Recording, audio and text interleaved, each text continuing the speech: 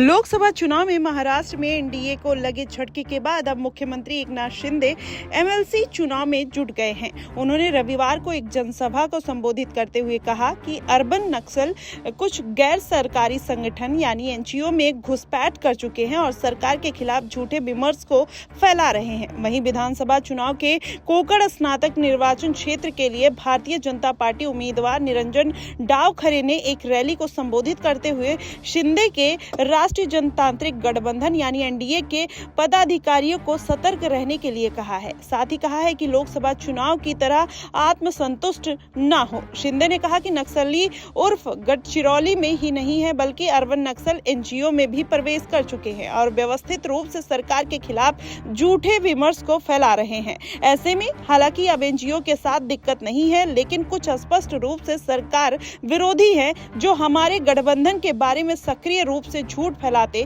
रहते हैं। और उन्होंने विपक्षी दलों पर हमला करते हुए कहा कि केंद्र में एनडीए सरकार की उपलब्धियों को कमतर आंकने के और उनके प्रयास से लोकसभा चुनाव में वो विफल रहे हैं। एकनाथ शिंदे ने कहा कि हमारा जनादेश सुरक्षित है और नरेंद्र मोदी तीसरी बार प्रधानमंत्री बने हैं। हमें अस्थिर करने के लिए उनके प्रयास जो है वो निरर्थक होते हुए दिखाई दे रहे हैं। महाराष्ट्र में 4 विधानसभा परिषद सीटों में मुंबई स्नातक, कोंकण स्नातक और मुंबई शिक्षक और नासिक शिक्षक निर्वाचन क्षेत्र के लिए चुनाव होने वाले हैं। इन सीटों के लिए 26 जून को मतदान होगा और 1 जुलाई को नतीजे घोषित कर दिए जाएंगे। महाराष्ट्र की 48 सीटों पर बीजेपी एकनाथ शिंदे की शिवसेना और अजीत पवार की एनसीपी को 17 सीटें मिली हैं। वहीं विपक्षी इंडिया गठबंधन को 30 सीटें मिली हुई हैं। अब आपको ऐसे में बता दें, ये पूरा जो मामला है कहीं ना कहीं अब इंडिया गठबंधन की तरफ जाता हुआ दिखाई दे रहा है। इंडिया गठबंधन लगातार इसी कोशिश में है कि शिवसेना किस तरीके से या एकनाथ शिंदे अपनी पार्टी का जो हाथ है वो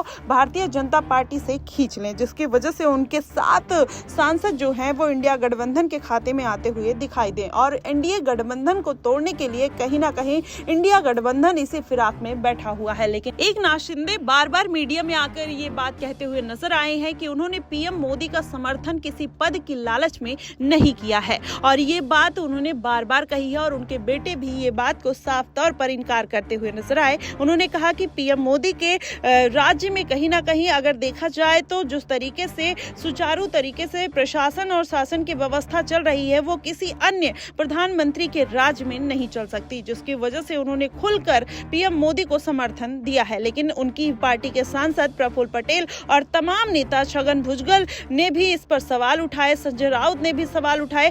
तमाम जो बड़े नेता हैं कहीं ना कहीं अब एनडीए गठबंधन को घेरते हुए नजर आए कि इस बार छोटे छोटे मंत्रियों को कैबिनेट पद मिला, लेकिन हमें 7 सीटें होने के बाद भी एक भी मंत्री पद नहीं दिया गया, जिसकी वजह से शिंदे गुट में नाराजगी देखने को मिली। लेकिन भारतीय जनता पार्टी ने इस नाराजगी को खारिज कर दिया और एकनाथ शिंदे ने भी इस अटकलों को समाप्त कर दिया। लेकिन इंडिया गठबंधन इसी पूरे फ्राक में है कि एनडीए गठबंधन से उनका नाता तोड़कर इंडिया गठबंधन के साथ जोड़ दिया जाए।